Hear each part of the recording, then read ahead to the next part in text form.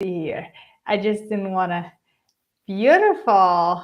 Okay, we're live. Welcome everybody. We're on our Q&A show, so please keep on joining. And we're going to be answering questions that come up. So everybody, you are welcome to post your questions in the comments. And you can, let me see here. 1 second. Okay, beautiful. Yes, we have people joining, so welcome again, and please, oh, excuse me 1 second. I got a little echo. So everybody, when you're joining, we want you to post questions in the comments. You can just type them in. I'm going to put this right here, so you know how to have your questions answered. But I also have a special opportunity for you. If you want to jump in on live with us and ask your question in person, I'm going to post a link momentarily. So please request that, because you may want to actually speak with our amazing expert, Evelyn Hecht, who is a physical therapist and the founder of Pelvic Sense, and can answer any of your questions about women's health and pelvic health, which I know is a huge subject. So let me just type this in the comments. So please post questions in the comments. And we really want to hear from you. And also, let me post that link. So if you want to join in person, you will be able to as well. So here we go. Beautiful. Let me see. Okay. So Dr. Evelyn Hecht, can you say a little bit about yourself, and just so to introduce yourself to our audience, and tell us, like, what kind of questions would you like to most hear about? Well, sure. Thank you. So I am the founder of Pelvic Sense. I have a background of 25 years of a pelvic physical therapy and owner of a practice. I personally treated 15,000 women with all kinds of pelvic issues. So if you have any questions about why am I having urgency when I don't have a urinary tract infection, or what can I do to help reduce my feelings and my actual fear of intimacy, penetrative intimacy, because I have vaginismus. Right. How can I help with constipation? I have such a wide experience with all kinds of pelvic functions, even athletes with long-standing persistent hip pain. We've helped with reducing their symptoms by working on pelvic floor restrictions. So there's a lot to say about the pelvis. So anything you want to ask about, even sleep, I'm happy to help you. Beautiful. So, one question that I have several questions prepared here that we got from our viewers. One question is about surgeries and hysterectomies.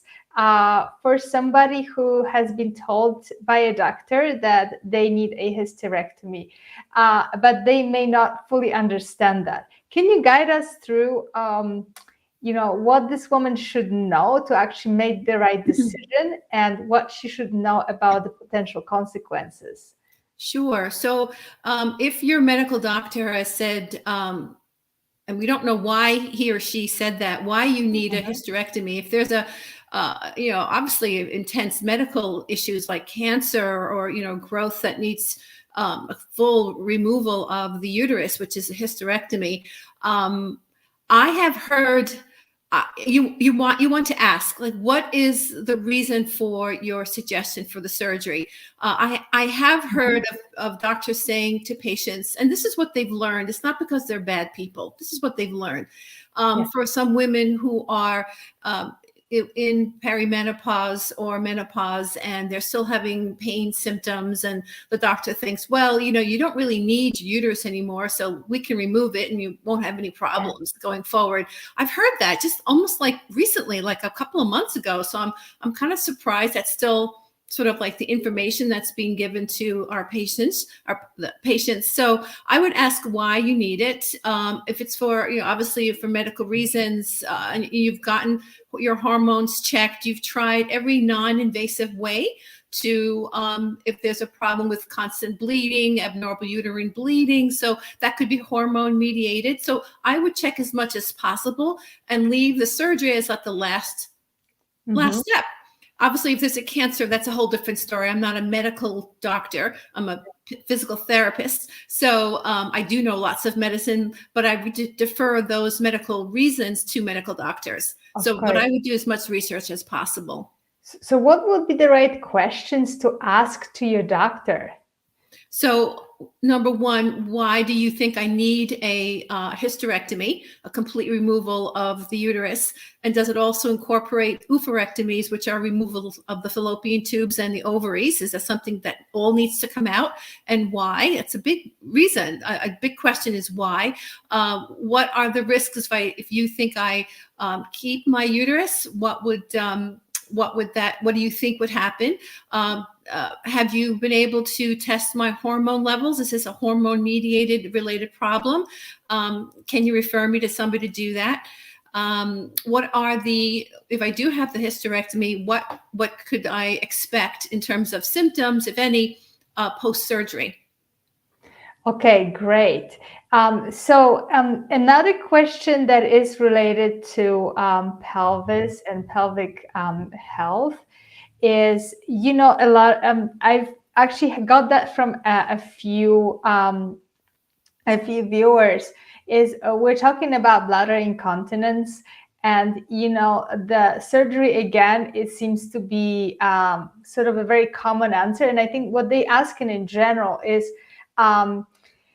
okay, so I'm afraid of meshes because there's been problems with that. What can you say? Like, again, how do we make the right choices and right decisions about that? Right. So, understand that surgeons are trained to do surgery. So know who is talking to you. What's their background? What's their reasoning for telling you this is your option? So just know that that's one part. The other portion that may or may not be or sort of downplayed is go see a pelvic physical therapist, because they can certainly assess, why you're having incontinence. Is it as simple as your muscles are either too weak? They don't close the hose well when you sneeze or cough or laugh, or if you have an urgency, and also, or the muscles might be too tense, hypertonic, because there is a state of fear, I'm going to leak. So there's an increased tension that occurs there. So there's definitely things that our pelvic physical therapist can teach you to do. It's going to be a longer road in terms of, will I see results? Because like anything, if there is muscle weakness, if it's only muscle weakness, not muscle high tone tension, fear things, it takes about 8 weeks to do strengthening work to see a difference. And certainly there's a lot of products now that help a woman increase their ability to recruit the pelvic floor muscles. So you can try as many non-invasive methods and give yourself that time for results to show. Nothing is an overnight success. Surgery might be stated, oh, won't leak now that I've had a mesh there, which is understandable. But in terms of long-term health, we try to be as non-invasive as possible and give these other non-invasive therapies a good bit of time, 2 to 3 months. I understand. Okay, very good. This is so important. And I want to stress this again, is that sometimes, exactly, surgeons are surgeons, doctors are often the doctors you see are surgeons, and that's what they do, and that's right. But we need to start to think of that our health is not just about fixing things right away. It's a whole process. Exactly. Right? And if they do get the surgery, But they haven't learned any strengthening exercises, any postural awarenesses like that squeeze before you sneeze techniques. Then the surgeries are going to, the mesh surgery, whatever it has, might fail because you don't have the base, the trampoline, the thick base of muscle tissue to support the organs. So it can prolapse or lower again, or it may lead to some of that, again, the closing of the hose not well. So it's always good to do things yourself, non-invasively, as much as possible. Okay, very good. I see that we have a few people trying to join. So, but I wonder if you have any technical issues or difficulties. So please just click on the link and we'll invite you to the chat so you can ask your questions in person. And that will be a great experience for you. So please try again. We welcome you here. So, or if not, you can post the question in the comments. Please don't be shy. We can answer a lot of questions that you're having. Evelyn, I'm so sorry. We're just getting excited here, looking at people trying to join us. That's great. Again, you mentioned, sleep. This is a big question for so many women. And one question I would like to ask you is, getting to that time, where a woman starts to wake up in the morning, maybe at 2 or 3 in the morning, cannot fall asleep, and then she's exhausted. What do you see here? Like, what do you recommend? Sleep is interesting because it is such a mirror of our good health. If we can get good sleep, we are, first of all, the brain is excreting its waste products. So the channels open during sleep and all the waste products are released. Cells that were used during the day, new ones are being made and shunted to cellular growth. There is amazing amount of sleep reflecting really good health. So one of the first things I suggest to people is to think about making sleep a priority. And there are lots of sleep hygiene tips and techniques, lots of them. But one has to recognize that I know I can't sleep, but I can't sleep, Evelyn. Well, how can we help you structure some behaviors that will make sleep a priority? So, for example, if you spend a lot of your time in your bed, eat in bed, make phone calls from your bed, bed should be now should be looked at as only a place for sleeping and for sex. Done. Anything outside of those two activities should not be done in the bed, because we want the brain to recognize the bed as a place for those two activities. So that's like simple. Okay, but that's like a first step, right? And there are lots of other sleep hygiene techniques. One thing I will mention, because I do work with so many women with pelvic pain, what comes first? Is the pain decreasing your ability to sleep, or is it sleep increasing pain? And the research shows that the more a person has a lack of sleep quality, the more they're going to develop persistent pain. So what drives it? Why can't I get to sleep? Or what drives the insomnia? A lot of it, again, research shows that it's the rumination, the worrying, get into bed, and then you start to think about what's my next day like? How can I manage? Oh no, something really horrible happened today. You start thinking about that. So you put yourself into bed, and then you start thinking scary thoughts. And as you were learning through my prior presentation, scary thoughts are considered threats.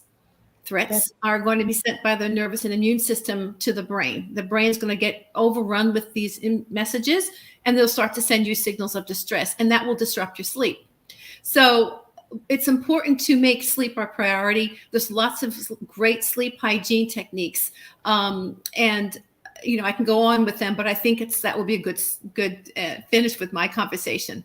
No, I think this is important, like for everybody who is struggling with sleep. First of all, like recognize that your bed is there not to like do everything else. Like Evelyn said, it's for sleeping and for sex, or nothing really else, because your brain will start to think, okay, now the bed is for just about anything, and so it's not necessarily for sleeping, because I may just be on my computer watching movies or thinking about the future and getting myself scared. So that's eliminating that. It's like, it's an amazing first Yes. step. Yes. Beautiful. So everybody, like I said, you can try to join again. I'm sorry if you're having any technical difficulties, but this link will get you here. So try again to ask your question in person.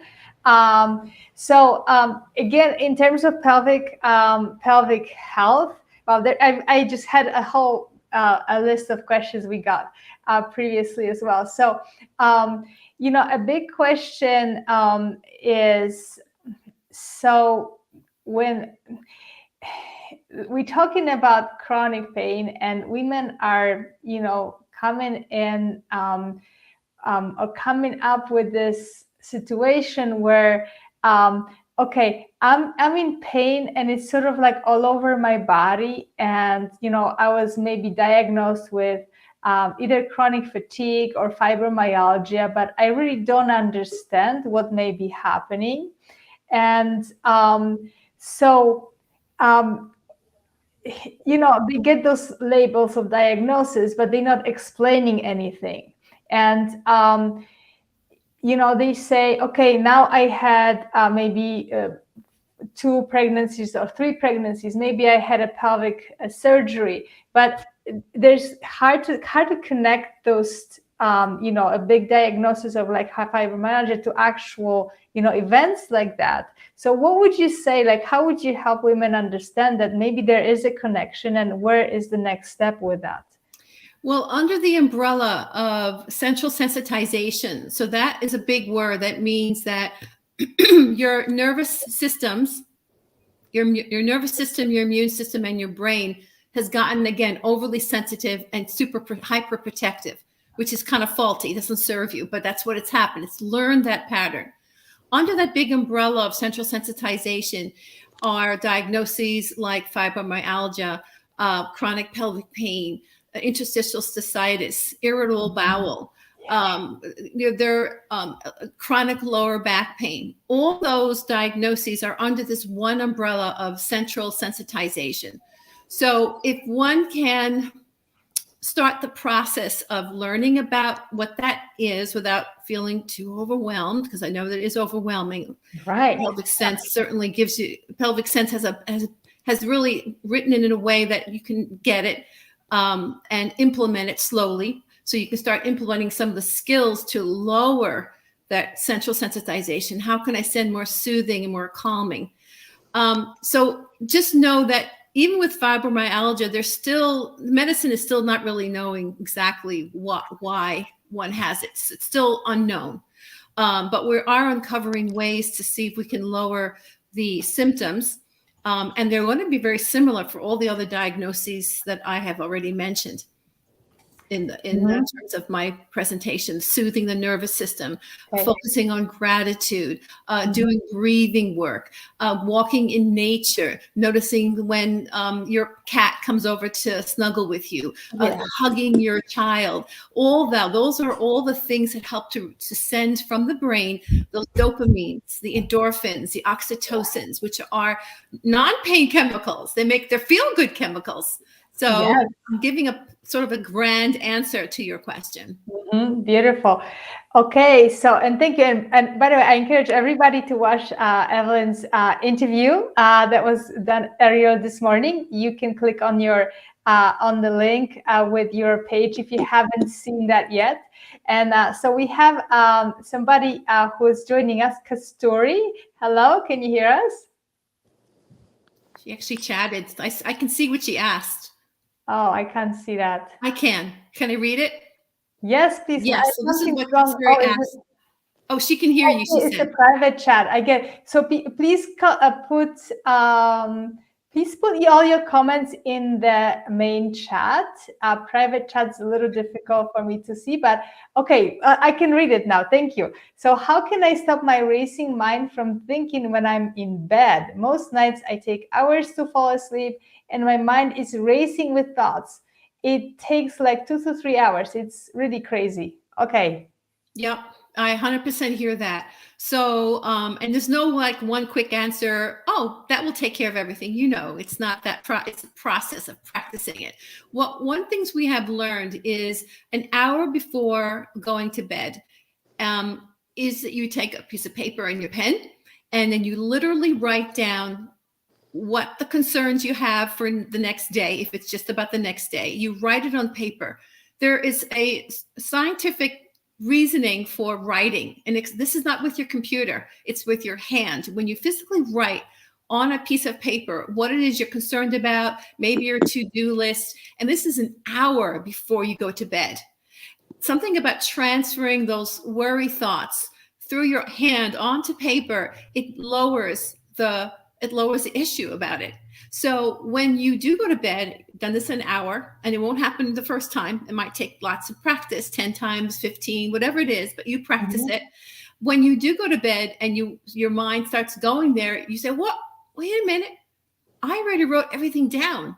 I don't have to revisit. It's all taken care of. It's almost like you, as who you are, needs to take control, sort of like take that sort of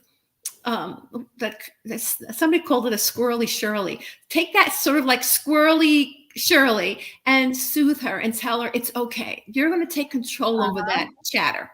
So that's my suggestion. Okay, great. So thank you so much. Tell us, Kasturi, if you have more follow-up questions, and how does that resonate to you? And I know Sophia was here wanting to ask her question. So Sophia, do you still have your question that you wanted to ask? And you can jump back on the chat. Okay, we'll just wait. So Jack is asking, I have a problem just see pretty girl. What? Okay, no, that's not right. So he's gonna. Okay, so okay, Kasturi is saying that's a great tip. I will for sure give it a try on that. Thank you so much. Okay, so great. So okay, so everybody, if you want to still jump on, and Sophia kind of dropped off the StreamYard. We're still working on all this, so please join us. And yeah, so let me suggest something. I'll tell you, I get a lot of questions, so I can bring out one or two things. So unless you see somebody, please, because I want to answer their questions. I get a lot of questions on what to do with urge. People tell me they go every half hour, or they're going they feel they need to go every 15, 20 minutes, and they know they haven't drank or consumed, I should say, huge amount of water between the 15 minutes before the next episode of urge that comes on, and what to do about that. So one of the techniques I'll ask people to do is, first of all, know that urge, when it's not a real true urge, when the bladder has not filled up with fluid that needs to be relieved or eliminated, two things. One, the bladder is a storage unit. It is meant to hold up to a grapefruit size of fluid. Grapefruit. And a lot of people feel, because I ask them, what comes out in the 15 minutes? Is it the size of a peanut, a kiwi, peach? And a lot of them, it's like size of a grape to a kiwi, like small. So, but the bladder is meant to hold a size of a grapefruit size. So number one, know that that's the storage. It's a storage unit. It's meant to hold. And the second thing is, if you've had recurrent UTIs, or again, you've had some pelvic issues ongoing, that is a sign coming from the brain that things are in distress. So if you're feeling an urge, then you can do some of those self-soothing techniques, like a few diaphragmatic breaths, like maybe 3 to 5 breaths, and then maybe contract the pelvic floor and release the pelvic floor like 3 or 4 times to see if we can shut off that urge, because it's not really a true urge. So there's lots more techniques, but those are the two things that I found to be helpful. Okay, fantastic. See here, Kasturi, did you still want to join us in person? Okay, no. We're working on it. It's okay. Beautiful. So let's see if there's any more questions. I know it's Sunday. I think this is not working. Okay, great. So in terms of in general women's health, I think the questions another question that I wanted to ask is, women are sometimes prescribed going to a physical therapist to do pelvic floor exam and then therapy. But there is so little understanding of that, what it actually involves and what it means. And what I had a few of our viewers voice too is that they're afraid because they've heard it's very painful and it's scary. So what would you suggest if somebody gets that prescription for a PT pelvic floor? How should they prepare and how should they approach the whole issue? Well, a lot of I guess I'm going to use it. A lot of good and experienced pelvic physical therapists have websites that go over the details of what an initial evaluation is about. Mm-hmm. No initial evaluation should cause pain to the point where it's like having a speculum inserted into a woman who has vaginismus. That is not the way pelvic physical therapy should be behaving or acting or doing. We understand that sometimes, palpating or feeling muscles of the pelvic floor might be a little nerve-wracking, but if the therapist is conscious and understands about pain neuroscience, her work will be to uncover what are some of the restrictions or the fears or the concerns. Listen to the patient for the first 15 or so minutes easily. So typically a pelvic physical therapist will first talk to you, listen to you. Really, number one is listen to your situation, and then ask questions about what your goals are, what are you interested in being able to do, whether it be get back to sitting, because a lot of people have difficulty sitting, or get back to being intimate with your partner, or decreasing the urgency I'm having, or I'm so constipated to be able to go to the bathroom instead of once every 4 days, I go once a day. So there are lots of goals. Let's set the goals. What do you think you would like to achieve? And in that conversation already, it would be nice to have a nice therapeutic alliance. You start to feel trusting of the person, because if you don't trust or feel good about the person you're speaking with, it's not going to be good. We just say, I would just excuse yourself and say, this is not for me. And it's okay. You can do that. You can go into a session, but most pelvic physical therapists are super calm and engaging and understand. They have a good amount of training. And then their assessment will be, how do your external muscles move? External meaning the hips. How does your hip move? Do you have your inner thigh range, your ability for looking at your pelvic floor, just observing first, can you contract your pelvic floor and can you release your pelvic floor? And we watch to see if there's movement or not. And then we ask you, can you try to bear down? Is there any movement that we notice? So we're just really observing first, talking to you first and observing. And then with your permission, and everything's with your permission, we say we'd like to be able to feel on the outside of the pelvic floor region. So if I had my pelvic muscle with me, pelvic floor muscle. So if this is a pubic bone and you're lying on your back, let's get it right here. Okay, so you're lying on your back, and basically we're going to ask if we can palpate the external muscles of the pelvic floor outside. So everything is palpated on the external portion, both sides. And then we'll ask if, does that create any discomfort? So we're not even going intravaginally or intrarectally unless, we sense that you are okay with that. And if you're not, we're not going to push. And at that point, if you feel comfortable, then with your permission and with proper draping, of course, so you're not going to be exposed in a big open gym. Again, that's a very important part. Pelvic physical therapy really should be in a private, full-on, door-closed room. versus the open gym with curtains, because that's not very safe for anybody. So that's something else to be mindful of, is your environment. So again, getting back to the examination, then once the external palpation is done, then with your permission, we'll ask if we can do a palpation internally, which is at the vaginal opening. And then we can palpate the muscles that are about 1/2 inch to 3/4 of an inch interiorly, which is where your pelvic floor muscles are located. We're not looking to go up to your cervix. That's way past your muscles. We're looking at your muscles and seeing if there are any holding points that create some pain.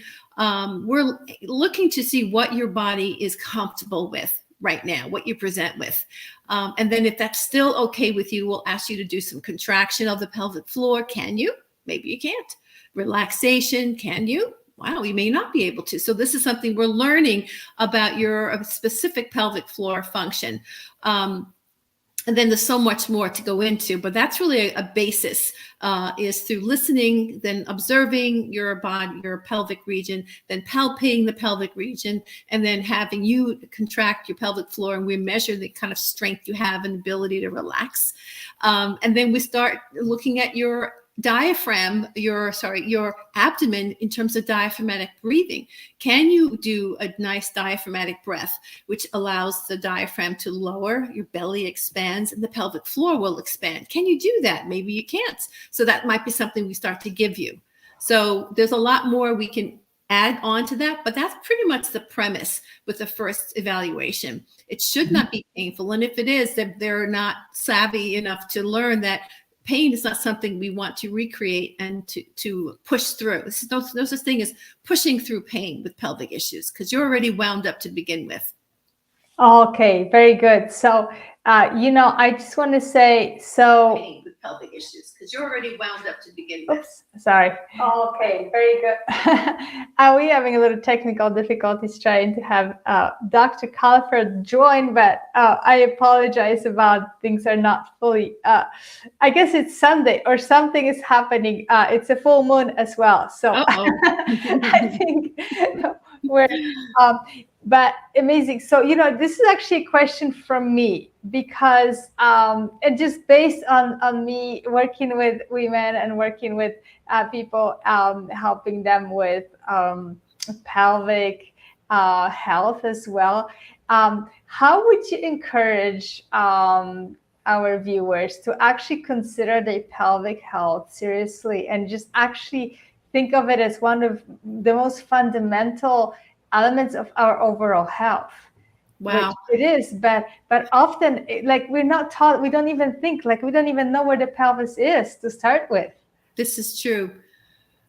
And sometimes we learn the hard way. When we have issues, then we have to really look into what is this with the pelvis and what does it do? So a lot of it's, socially, culturally, religiously. Women are, I certainly grew up, very strong Italian, parents that were sort of like Catholic and, don't even look at that area and no, don't touch, it's a shame. It's a shameful part of us, though it makes no sense why it is, because it's quite amazing what it does. Honestly, if you haven't looked at your pelvis, I would get a mirror, a handheld mirror, and look at your pelvis and notice your anatomy. Notice the labia, which is where you have the pubic hair covering, and then you spread the labia apart. And you see the labia minora, the no pubic hair over in the area. Notice where the vaginal opening is. Notice where your clitoris is. Can you where it is, and so basically just get to know. Even though it sounds gross, a lot of people are like, what? But it's a seat of function and a pleasure and of elimination and of core stability. As I mentioned in my previous talk, it certainly is one of our body's natural defense mechanisms. So the more soothing we can give it, and less sort of like repulsion or less fear to the pelvic region, that's the first start. So that's where I would just start. And you maybe there's a lot of cool little anatomy books and coloring books that show the anatomy of the pelvis. a lot of cool a lot of fem tech companies are starting to have more of this, the vulva styles, my vagina. Yeah, I would be open to that, just to look. If it's to get to yourself, then go to look at what's out there. Okay, very good. Now, this is so super important, and thank you so much for bringing that. So we have a few minutes. See if anybody has any questions. I don't see anybody actually posting questions today, so we will all have more opportunities. But I do want to invite you to please go back if you are not able to join our Q&A. Today, just please go back and watch Evelyn's interview, because she's presenting really amazing insights on how you can take care of your own pelvic health yourself, and get that empowered perspective on the fact that we have so much more that we can do for ourselves. And of course, doctors and experts and physicians support is extremely important, but we need to also remember that it starts with us, right? So that was a big, also a lesson from me that I was getting from that interview. So is there something, so we have about 2 minutes, so is there something you would like to add, Evelyn, and just to encourage our viewers? And yeah, so I think, as I mentioned in my other presentation, healing is always possible. You're never stuck with chronic constipation and recurrent UTIs. Of course, checking to make sure that you're medically clear, that you don't have any obstruction or you don't have an infection. But once that's cleared, there's so much that you can do to reverse these patterns of distress. And really, more than that is, how about having more of those feel-good chemicals be sent to your body on a regular basis every single day? Yeah. So this is doable. We have the ability, we have a drugstore in our brain that is more potent than any of the cannabinoids out there, than any of the opioids that you can get prescribed. It's stronger and it's healthier. We make them. So why not tap into that ability that we have to send more of that soothing and feel-good chemicals to your body? Beautiful. Well, we have minutes here. We have a last question. What can we do at home for dryness? That's a good question. Right. So there are lots of great companies out there now they're making products specifically to help with vaginal dryness. Now, it depends on, are you in your 20s? Are you in perimenopause or menopause? So if you're in perimenopause, just before hitting menopause, you might notice a noticeable dryness of your lubrication. And that's because all women lose 70% of estrogen when we start going through perimenopause and hit menopause. So do we sit back and just take it? No, we don't have to. There's lots of products out there that I won't name them all, but there are lots and lots of different products out there. There's also having hormones checked. There's a lot of companies out in this wonderful summit that are talking to and suggesting ways to test your hormones and to get treatment and to have hormone replacement type therapy or bioidenticals. So there's lots of opportunities to get your lubrication back, because you don't have to, just because things are showing up now, it just might be a natural process, but we don't have to maintain that natural process. We can improve it. Yes, I think this is so important, that sometimes we think, okay, this is how it's just supposed to be because that's where my body is and there's really nothing I can really do. But on the summit, we're talking exactly about, first of all, how we can test and track our hormones. So please go back. You can watch our interviews today, which were pretty amazing. All about, Evelyn's interview was on pelvic health and what you can do for yourself in a more accessible and self-empowered way. And also we talked about how to track and test your hormones in ways that are really innovative and much more precise and much more accessible right now. And this is so exciting. We're taking off that mystery out of testing and of understanding the data, understanding the results. So I encourage you to go back to and watch our interviews today if you have not, and just keep on informing yourself. So beautiful. So we're gonna be jumping on another interview very shortly. So I also, if you haven't gotten a chance to ask your question today, we have more Q&As. We have a Q&A tomorrow as well at 3 p.m. Eastern. So please join us and prepare your questions or send them to me. I've gotten a lot of questions over the email, so that is very helpful. So you can respond to any of the emails that you get and just tell me what you would like to know on the Q&As as well. So thank you so much, Evelyn, and thank you everybody for joining. We'll see you in a minute on another interview. And yeah, it was a pleasure to see you again. And have a beautiful rest of the Sunday, everybody. And I'll see you soon.